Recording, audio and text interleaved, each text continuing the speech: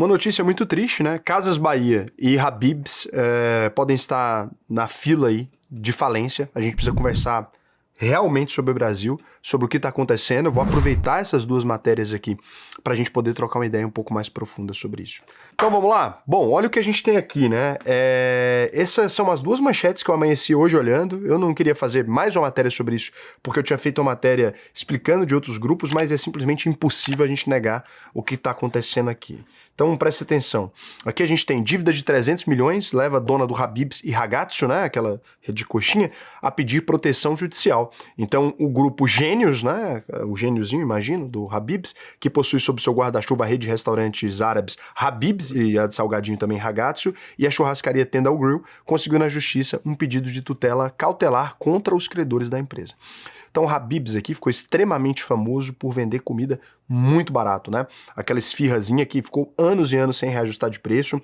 É um modelo de negócio que todo mundo conhece. Acho que é difícil imaginar quem nunca comeu no Habib's. Eu comi e gosto muito, vou dizer pra vocês, eu gosto pra caramba da esfirra do Habib's. A carninha do meio, ela foi diminuindo com o passar dos anos, né? Quando eu comecei a comer no Habib's lá na minha adolescência, juventude ali, na minha infância, né? Foi muito bacana. E aí, depois de um tempo, eu ainda gosto, sinceramente, né? Se eu comer ali, acho um limãozinho e tal, mas tem tempo que eu não como. Nostalgia é muito bom. Tem tempo que eu não como. Eu acho delicioso o temperinho deles ali. Acho realmente um produto muito bacana. E, cara, quando você era adolescente era uma maravilha, né? Você ia com a gatinha no cinema, você não tinha um puto no bolso, você passava no Habib's, ele resolveu o seu problema. Comida dentro de shopping, pelo preço que o Habib's vendia, cara, isso aí não existe, tá?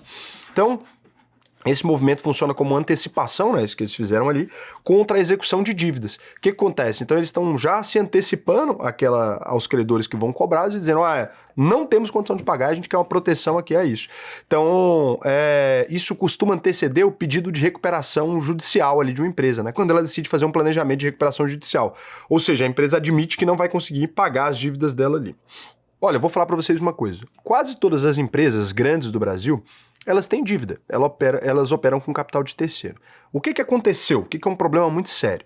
Lá durante o período da pandemia, né, na saída da pandemia, na ressaca da pandemia de 2020, o Paulo Guedes, na época, era nosso ministro da Fazenda, junto do presidente do Banco Central, eles apresentaram um planejamento que reduziu a nossa taxa básica de juros para 2% ao ano, que era abaixo até da inflação naquele período. O que acontece é que de lá para cá, a gente teve a inflação subindo muito forte e a gente teve que aumentar muito a taxa de juros. Então, naquele período, abaixou demais a taxa de juros para salvar as empresas, para elas não quebrarem.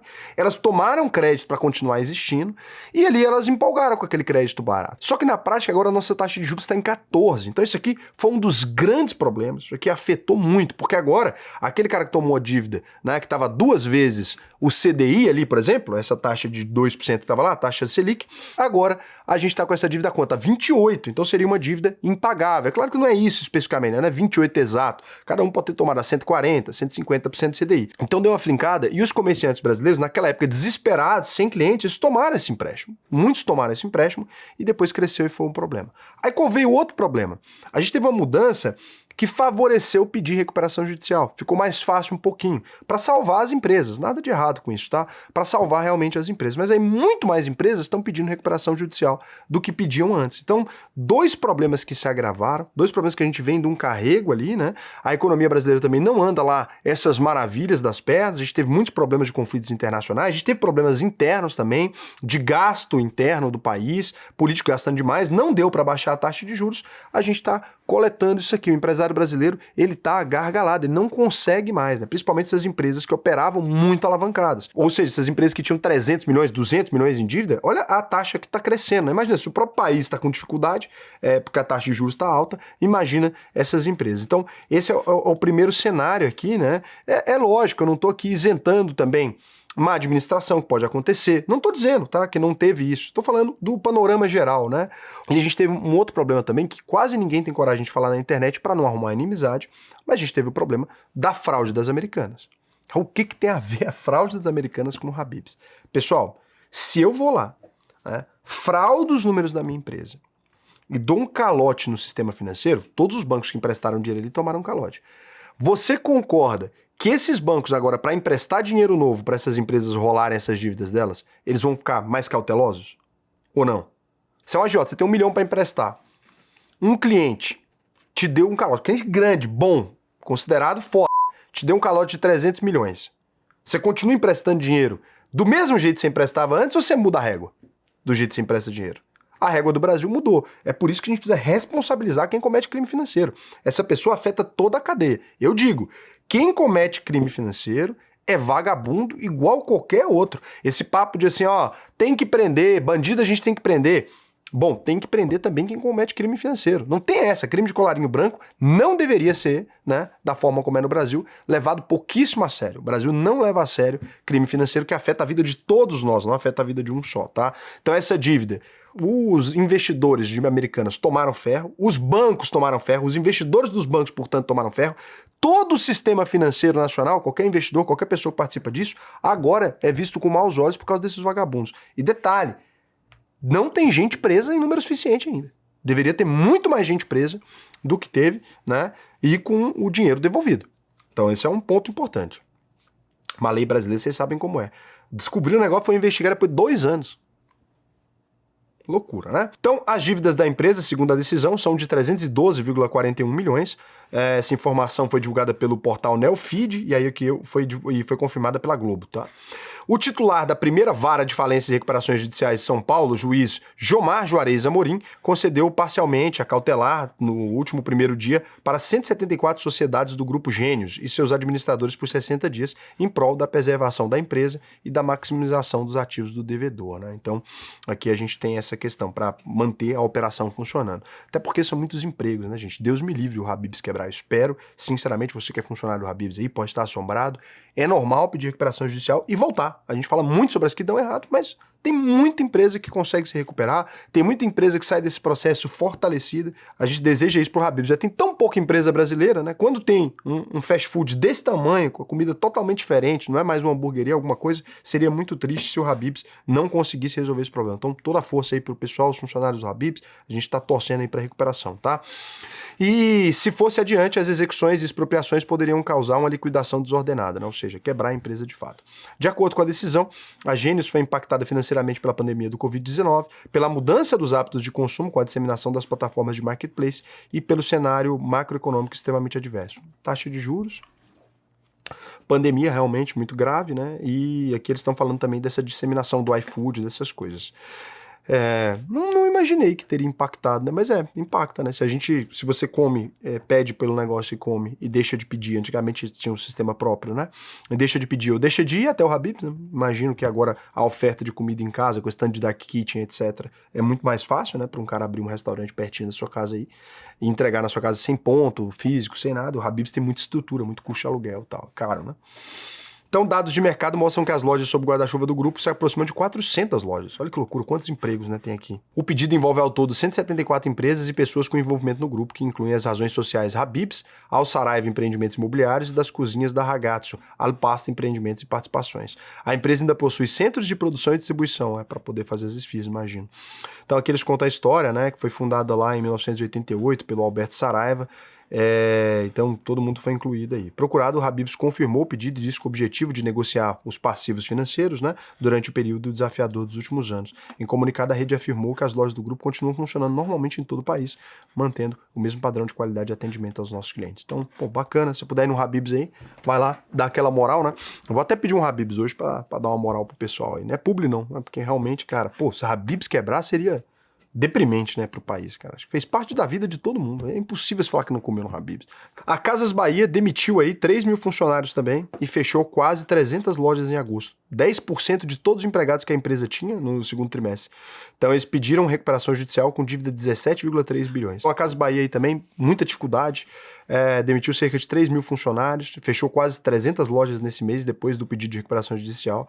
Aqui o processo foi protocolado na noite de domingo também, no Juízo de Falência e Recuperações Judiciais do Foro Central Civil de São Paulo. O grupo tem 17,3 bilhões em dívida, muito maior, né, que o Habib's. A dívida do Habib's você vê que é até resolvível, né, para uma empresa do tamanho do Habib's, 300 milhões de dívida é pouca coisa. O corte e o enxugamento dos pontos de venda fazem parte da reestruturação da empresa com o objetivo de reduzir custos operacionais. Os 3 mil funcionários representam 10% do total de empregados que o grupo tinha no fim de junho, segundo dados do balanço financeiro do segundo trimestre, divulgado na madrugada de domingo, após adiamentos. A empresa tinha 30.117 colaboradores naquele mês. A viabilidade econômica do Grupo Casas Bahia é cristalina e está sendo endereçada a partir de diversas frentes de reestruturação. Dentre elas, né, dentre as diferentes formas que eles dizem aqui que dá para reestruturar, essa redução dos custos operacionais a partir da demissão de cerca de 3 mil funcionários e o fechamento de quase 300 lojas no presente mês de agosto. Ou seja, enxugando melhor as lojas, deve estar trabalhando melhor um omnichannel, né, para poder fazer entrega mais focada, diminui o custo com funcionário, diminui o custo com aluguel.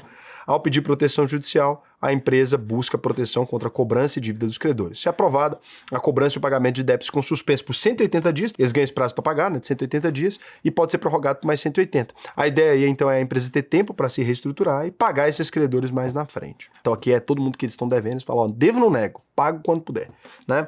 Prejuízo de 10 bilhões, de acordo com a Casas Bahia, a decisão de pedir recuperação judicial foi tomada diante da deterioração das condições econômico-financeiras da empresa. O grupo cita, entre os fatores que agravaram a situação, a taxa de juros elevada, a restrição de crédito, que depois do que aconteceu com a Americanas, o aumento de custo financeiro e a pressão sobre o consumo e o capital de giro. Consumo mais baixo do Brasil aí que a gente anda vendo. Então, aqui ficam os dois pedidos de recuperação judicial. O que eu queria aqui? Primeira coisa, desejar que a Casas Bahia também se recupere. São 30 mil pessoas dependendo desses empregos. Por favor, na hora de falar sobre esse tipo de notícia, eu sei que como investidor, a gente não investe em Casas Bahia. Né?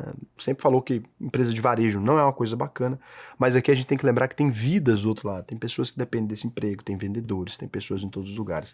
O plano das Casas Bahia, ele tem sido apresentado faz tempo. Né? Lá atrás, ela estava conseguindo se recuperar. Eu vou dizer... não invisto em varejo, já falei para vocês, mas aqui fica um ponto. A empresa estava conseguindo se recuperar, chegou a apresentar bons balanços lá atrás, né, quando a gente vai olhar aqui, ó, chegou a apresentar bons balanços lá atrás, só que aí realmente a taxa de juros foi crescendo.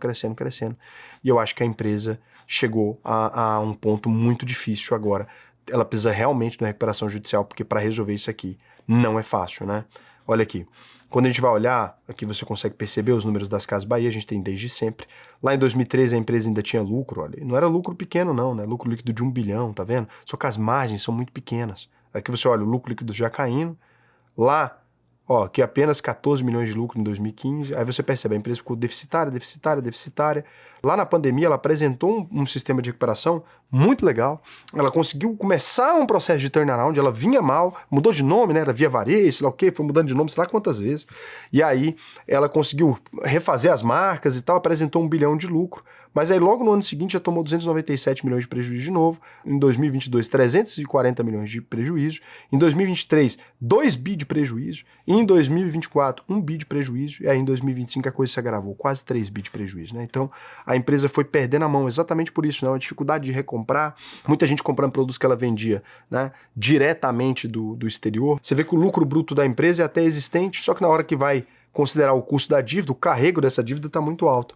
Mas você repara que ela conseguiu até fazer uma reduçãozinha do endividamento, né? Não foi aquela coisa maravilhosa, mas conseguiu fazer uma redução do endividamento. Ela vinha apresentando até algumas coisas interessantes. Esse número ali está meio descolado da realidade, mas aqui você percebe que ela conseguiu fazer uma redução do endividamento. Então não é uma empresa irrecuperável. Né? Se você trabalha na empresa, saiba que com um bom processo aqui, tocando bem a empresa para frente, a gente espera que ela consiga se recuperar. Toda a nossa torcida aqui para vocês.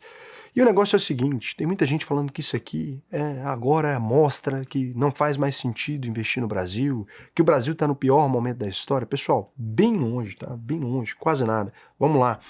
Mesbla lá atrás já tinha quebrado, empresas muito maiores que Casas Bahia já tinham quebrado lá atrás. A gente tem sim uma economia que está passando por dificuldades, né? Mas muito sólida, um país que é sólido de modo geral, não tenho receio algum de investir no Brasil, tem boas empresas, bons negócios que estão descontados exatamente por conta desse caos.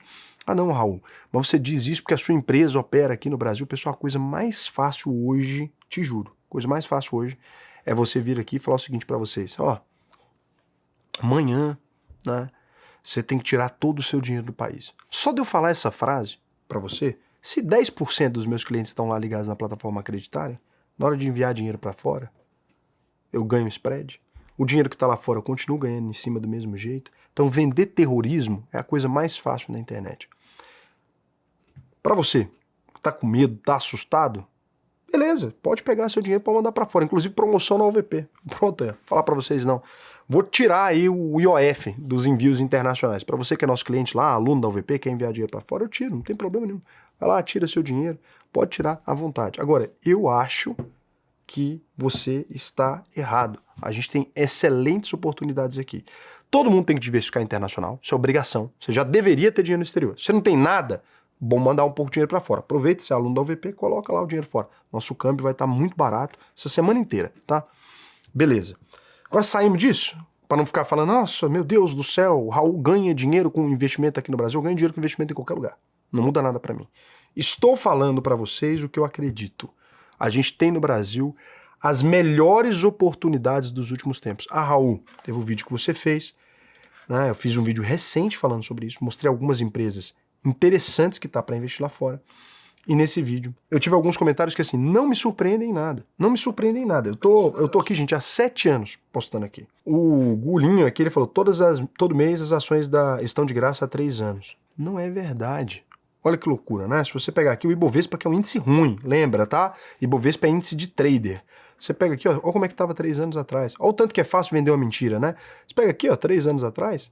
Pode pegar em qualquer lugar, pode pegar 4 anos atrás. Ibovespa estava 98 mil pontos. Você pega agora, chegou, né, esse ano aí, com 92% de alta, se você considerar desde esse período, né? Em dólar, ah não, Raul, isso aqui é em reais. Né? Pô, em reais não vale nada. A gente pegar 5 anos, né?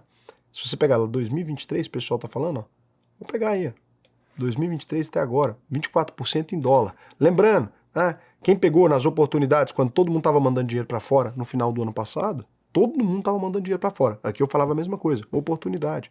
O cara pegou aqui quanto? Tá lá, ó, chegou a pegar 83 em algum momento, agora tá com 51% de ganho.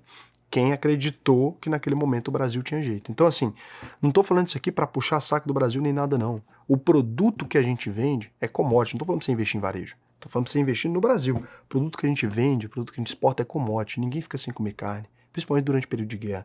Ninguém fica sem energia, ninguém fica sem água. O Brasil vende isso, é minério, né?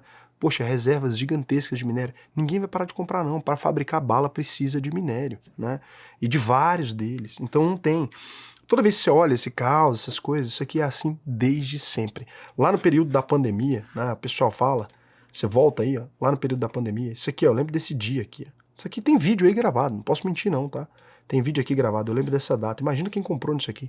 149%, né, nesses anos aí. Não é brincadeira. Isso o Ibovespa, que é um índice ruim. A carteira aqui do canal, quando eu encerrei ela, mais de 349% de alta. Imagina, e a gente investiu nos Estados Unidos, a gente diversificou, a gente investiu em renda fixa, a gente investiu em absolutamente tudo. Então o que eu quero dizer para você é, não se deixe abalar por esse tipo de coisa. A gente sempre falou aqui no canal, investimento é pro longo prazo, e aí todo mundo falava que é fácil. Ah, então é só comprar nos períodos que tá ruim. Só que o período que tá ruim é exatamente assim. Quando tá ruim, é muito difícil você fazer a coisa certa. É muito difícil fazer a coisa certa porque você se sente na contramão de todo mundo. Mas esses são os momentos que diferenciam os bons investidores dos maus investidores. Quem vende na queda é necessariamente massa de manobra. É bobo. Ah, Raul, a Venezuela. Não existe Venezuela. A Venezuela é um país que produz uma única commodity, produz somente petróleo, não tinha nada, nunca teve nada. Não se compara a economia brasileira com a economia da Venezuela. Então, é isso para vocês. Aprendam a investir da maneira correta. Se você quiser investir, aproveitar essa janela, ou aproveitar para mandar seu dinheiro para fora, não precisa acreditar em mim também não. Como eu disse para vocês, eu ganho dinheiro de todos os jeitos. Ah, não, vou comprar tudo de cripto. A gente vende também. Tem lá Bitcoin também. Então vai lá, alvp.com.br, faça a sua análise de perfil, preencha o questionário para mim até o final. Você não vai se arrepender de fazer o VP. Por quê? Se você se arrepender, eu devolvo 100% do seu dinheiro. E você tem que ter certeza que eu estou te dizendo a verdade, porque eu ganho dinheiro independente do cenário. E eu ensino as pessoas que investem comigo a ganhar dinheiro da mesma forma. A UVP tem plataforma internacional, a UVP tem plataforma no Brasil, a UVP tem Wealth para quem quer dar saída fiscal. Eu posso vender qualquer coisa, não tem a ver com isso, tem a ver com aquilo que está certo. Eu não vou servir aqui para poder prejudicar vocês. Lembra todos os canais que estavam lá 7 anos atrás, o que eles disseram, né? Vai voltando, vai vendo, ano a ano. Todos esses caras sumiram, ou estão passando vergonha, ocultando o videozinho, negócio. A gente é consistente desde sempre. Os primeiros alunos da UVP, até hoje, o conselho é o mesmo. Diversificação no Brasil, internacional, em cripto, em ouro, desde sempre. Meses antes da crise, pode voltar, eu tinha lá o vídeo, ó, por que a importância de comprar ouro. Parece até que foi eu que botei o Covid, porque lá o vídeo, cara, não deu 3 meses, estava a crise e o ouro fazendo valorização. Então, tudo que eu falei tá aí gravado. Eu não preciso, né, de vir aqui e falar para vocês, nossa, eu estou certo, porque não é o que eu tô certo, é o que diz um investimento baseado em evidência, na realidade, sem anedota, sem conversinha fiada. Beleza? Então, um abraço para vocês. Desejo para os funcionários dessas empresas que vocês fiquem calmos, mantenham a cabeça no lugar, não adianta histeria. Né? O trabalho de vocês pode ajudar a salvar essa empresa. Né? Sorrisão no rosto, difícil, né? Escala 6x1, tudo fudido. Mas sorrisão no rosto, receber bem o pessoal, muita gente com medo, fala, não, recuperação judicial é normal, explica para os clientes, não deixa os fornecedores com medo, deixa ninguém com medo, isso aqui vai dar certo. É uma postura, tem que ter mentalidade para poder sair desse negócio. Recuperação judicial acontece, várias empresas já saíram, várias empresas. Desejo o melhor para as Casas Bahia, para o Habib's. Vou comprar alguma coisa na Casa Bahia também, vou comprar alguma coisa lá hoje, vou ver aqui até o que tem na Casa Bahia para a gente comprar. Ver se tem alguma coisa legal, vou comprar uma coisa nas Casas Bahia, vou comprar também lá no Habib's, porque é importante pra gente, né? Essas empresas fizeram parte da nossa história, fazem parte da história do Brasil, e eu acho que é importante a gente proteger essas empresas. Então vou lá fazer compra, muito melhor que comprar numa Amazon da vida, né? Muito melhor comprar no McDonald's, é comprar aí no nosso Habibzão, tá salvando aí a gente há gerações, já me ajudou a comer muita gente. Opa, um beijo pra vocês.